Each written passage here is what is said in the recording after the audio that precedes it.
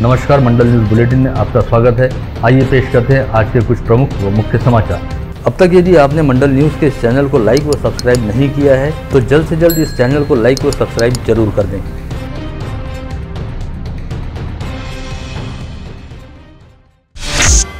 जिले में जुलाई माह के दौरान हुई अतिवृष्टि की वजह से कई लोगों के घरों एवं खेतों का नुकसान हुआ था। पश्चात प्रशासन द्वारा नुकसान के पंचनामे की प्रक्रिया पूर्ण की गई और सरकार की ओर से सहायता राशि देने की घोषणा की गई, जिसके तहत तिवसा एवं भातकुली तहसील के वर्रा एवं सावुर गांव निवासी आपदा प्रभावितों को जिला पालक मंत्री यशोमती ठाकुर के हाथ सहायता राशि के धनादेश का वितरण किया गया। इस समय पालक मंत्री यशोमती ठाकुर ने कहा कि यद्यपि नुकसान प्रभावितों के पूरे नुकसान की भरपाई करना संभव नहीं है, किंतु सरकारी निर्णयानुसार अधिक से अधिक नुकसान भरपाई देने का प्रयास किया जा रहा है। उन्होंने यह भी कहा कि सरकार पूरी तरह से आपदा प्रभावितों के साथ है।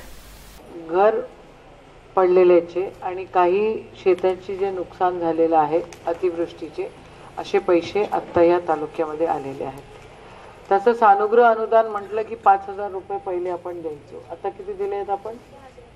प्रत्येकी 10000 रुपये देण्याचा प्रयत्न या ठिकाणी केलेला आहे। कोणाची किती पडझड झाली आहे त्या हिशोबाने स्थानीय सरकारी निरीक्षण गृह व बाल गृह में रहने वाली छात्राओं द्वारा अपनी हस्तकला के जरिए तैयार की गई कलाकृतियों की बिक्री व प्रदर्शनी का उद्घाटन आज सुबह स्थानीय बचत भवन में हुआ। इस प्रदर्शनी का शुभारंभ करते हुए राज्य की महिला व बाल विकास मंत्री तथा जिला पालक मंत्री यशोमती ठाकुर ने प्रायोगिक तौर पर शुरू किए गए इस उपक्रम की प्रशंसा करते हुए निरीक्षण गृह व बाल गृह में रहने वाली छात्राओं की कला व लगन की प्रशंसा की। साथ ही कोविड संक्रमण की वजह से अपने दोनों अभिभावक खो चुके 10 अनाथ बच्चों को 5-5 लाख रुपए के फिक्स डिपॉजिट प्रमाण पत्र का वितरण भी किया। उन्होंने यह भी कहा कि सरकार हमेशा ही इन बच्चों के साथ है।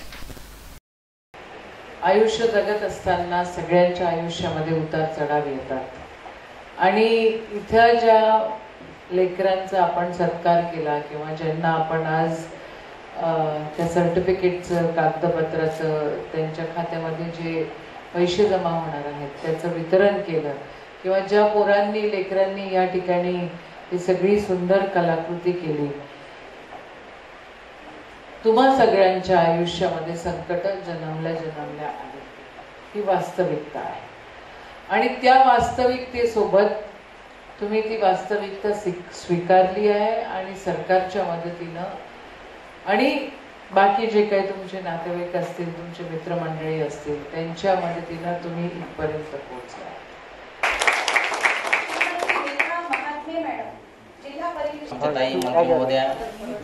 त्याचबरोबर या कार्यक्रमासाठी उपस्थित असलेल्या आदरणीय सभापती महिला बाल कल्याण पूजाताई आमले मॅडम आदरणीय प्रोत्साहित केले त्याबद्दल ताईंचे पण खूप खूप आभार।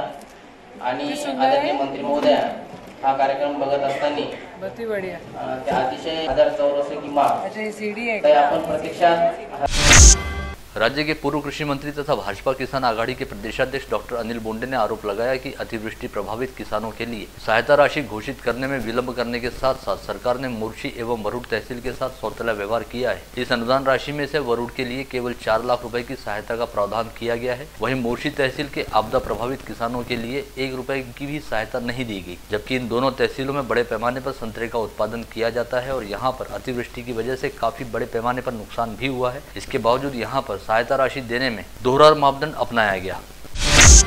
2 दिन पश्चात मंगलवार को धनतेरस का पर्व मनाया जाएगा। इसके साथ ही 5 दिवसीय दीपोत्सव पर्व दीपावली की शुरुआत हो जाएगी। ऐसे में इस समय शहर में चहु और दीपावली के पर्व की जबरदस्त तैयारियां देखी जा रही है और शहर में चहु और भीड़भाड़ के साथ साथ ग्राहकी की रौनक भी दिखाई दे रही है। विगत वर्ष कोविड संक्रमण के खतरे एवं प्रतिबंधात्मक नियमों की वजह से दीपावली का पर्व लगभग सन्नाटे में बीता था, लेकिन इस वर्ष कोविड संक्रमण का खतरा काफी हद तक कम हो गया है और प्रतिबंधों को शिथिल कर दिया गया है। ऐसे में लोग बाग दीपावली पर्व को लेकर काफी हद तक उत्साहित दिखाई दे रहे हैं।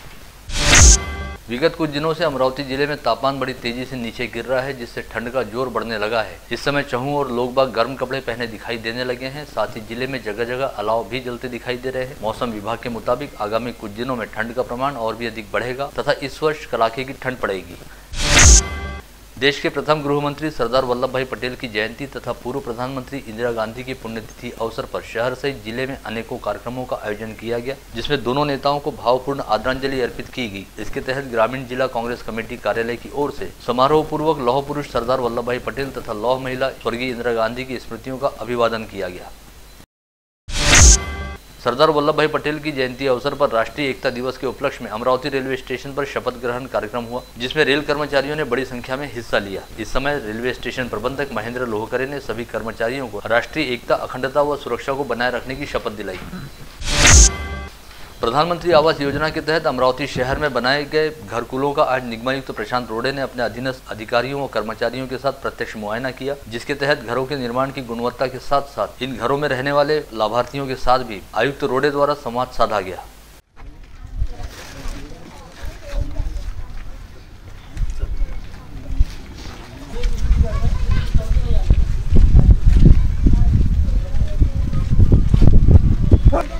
हेलो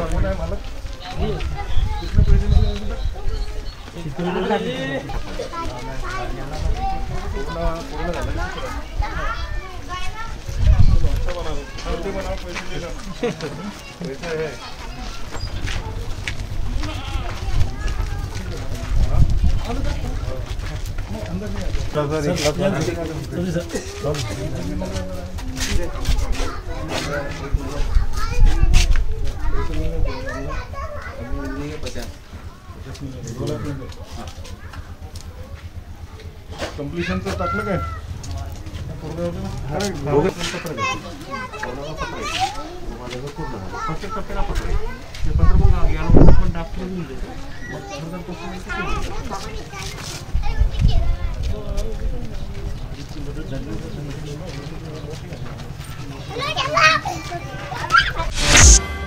शहर के नेहरू मैदान में रॉबिनहुड आर्मी की ओर से आज वृक्षारोपण अभियान चलाया गया, जिसमें महापौर चेतन गावंडे व मनपा आयुक्त प्रशांत रोड़े के हाथों वृक्षारोपण किया गया। विगत 15 अगस्त से रॉबिनहुड आर्मी ने आजादी का अमृत महोत्सव अभियान अंतर्गत अमरावती शहर में 750 वृक्ष लगाने का निर्णय लिया था, जिसे आज पूर्ण किया गया।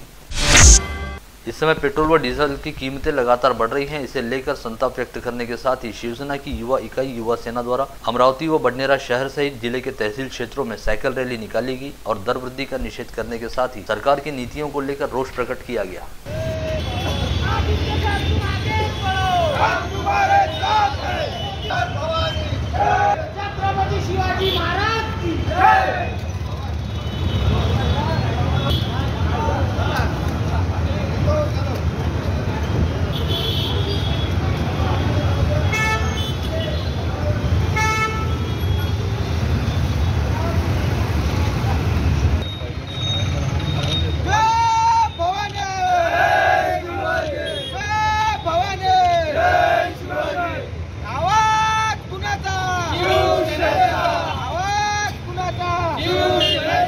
संपूर्ण महाराष्ट्रात आज आंदोलन युवा सेनेच्या वतीने सायकल रॅलीच्या माध्यमातून या ठिकाणी आयोजित करण्यात आलं आणि त्यामुळे आज अमरावतीमध्ये सुद्धा युवा सेना अमरावतीच्या वतीने बडनेरा शहर आणि अमरावती शहरामध्ये आज सायकल रॅलीच्या माध्यमातून केंद्र सरकारचा निषेध हा या सायकल रॅलीच्या माध्यमातून आम्ही युवा सेनेच्या माध्यमातून करतो आहे। कारण आपण पाहतो आहे की पेट्रोल आणि डिझेलचे भाव हे 100च्या वरती जाऊन सुद्धा केंद्र सरकार यावर काहीही बोलण्यात इच्छुक नाही आणि आता दिवाळी समोर असताना गोरगरीब जनतेचा विचार हा केंद्र सरकारच्या डोक्यातून निघालेला आहे। ज्या पद्धतीचं आश्वासन मोदी साहेबांनी 2014 मध्ये सुरुवातीला काँग्रेसच्या काळामध्ये दिले होते, ज्यावेळेस 50 ते 60 रुपयाचं डिझेल पेट्रोल आम्ही घेत होतो आणि अशा वेळेस त्यांनी सांगितलं होतं की 50-60 रुपये दरवाढ ही खूप मोठी आहे आणि आमची केंद्रामध्ये जेव्हा सत्ता येईल त्यानंतर आम्ही त्याचे भाव कमी करू।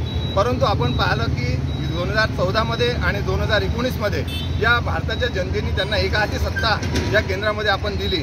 असं असताना सुद्धा आज 100च्या वरती पेट्रोल आणि डिझेलचे भाव गेलेले आहेत। आपण गॅसचा भाव पाहतो आहे।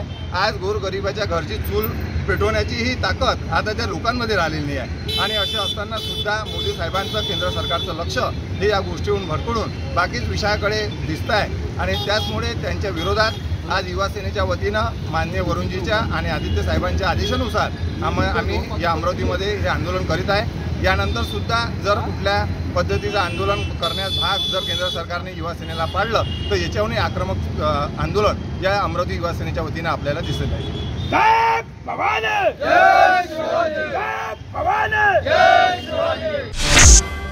जिले में आज एक व्यक्ति कोविड संक्रमित पाया गया। इस समय जिले में कुल एक्टिव पॉजिटिव मरीजों की संख्या 7 है, जिनमें मनपा क्षेत्र के 5 तथा ग्रामीण क्षेत्र के 1 मरीज का समावेश है, जिनमें से इस समय 4 मरीज कोविड अस्पताल में भर्ती हैं। वहीं मनपा क्षेत्र में 3 मरीज होम आइसोलेशन में रखे गए हैं। बीते 24 घंटे के दौरान 177 नागरिकों की कोविड टेस्ट की गई, जिसमें से 0.56% लोगों की टेस्ट रिपोर्ट पॉजिटिव आई है। वहीं इस समय कोविड संक्रमित मरीजों के कोविड मुक्त होने का प्रमाण 98.33% पर स्थिर है। शहर के इतवारा बाजार परिसर स्थित होटल अब्दुल्ला में शनिवार की शाम शॉर्ट सर्किट की वजह से अचानक आग लग गई। इस समय होटल में कई ग्राहक बैठकर भोजन भी कर रहे थे और आग लगने की बात ध्यान में आते ही होटल के संचालक आरिफ अहमद सहित कई कर्मचारी व ग्राहक बाहर की ओर भागे। पश्चात मामले की सूचना मिलते ही अग्निशमन विभाग ने तुरंत मौके पर पहुंचकर इस आग को बुझाया। शहर पुलिस आयुक्त डॉक्टर आरती सिंह की विशेष पथक द्वारा शनिवार को नागपुर गेट पुलिस थाना क्षेत्र के गौलीपुरा परिसर में कार्रवाई करते हुए शेख अहमद जमील उर्फ बाबा शेख अहमद के घर के सामने इस शेड में वर्ली मटका खेल रहे जूनी बस्ती बडनेरा निवासी सलीम खान अहमद और बडनेरा के पंचशील नगर निवासी शुभम शंभरकर को हिरासत में लिया गया। जबकि इस कार्रवाई के दौरान शेख जमील उर्फ बाबा शेख अहमद फरार हो गया। गिरफ्तार किए गए दोनों आरोपियों को नागपुर गेट पुलिस के हवाले किया गया है।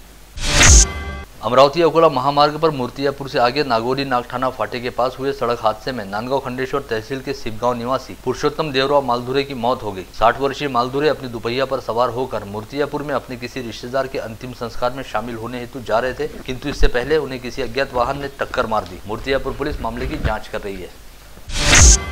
अमरावती नागपुर हाईवे पर नागपुर की ओर जा रही रॉयल ट्रेवल्स की लग्जरी बस ने एक ट्रक को पीछे से टक्कर मार दी, जिसके बाद यह लग्जरी बस रास्ते से नीचे उतर गई। हालांकि इसमें किसी यात्री को कोई चोट नहीं आई है, किंतु बस चालक गंभीर रूप से घायल हो गया, जिसे तुरंत इलाज के लिए जिला सामान्य अस्पताल में भर्ती कराया गया है। दरियापुर तहसील में येवदा पुलिस थानांतर्गत सौंदली गांव निवासी संतोष मनोहर इंगले नामक युवक की सड़क हादसे में मौत हो गई। संतोष इंगले अपनी दुपहिया लेकर राशन लाने जा रहा था और दुपहिया फिसल जाने की वजह से उसके सिर में जबरदस्त चोटें आई, जिसकी वजह से उसकी मौत हो गई। आप देख रहे थे मंडल न्यूज बुलेटिन। हमारे चैनल को लाइक करें, शेयर करें और हाँ, सब्सक्राइब करना ना भूलें। कल होगी आपसे फिर मुलाकात, तब तक के लिए धन्यवाद।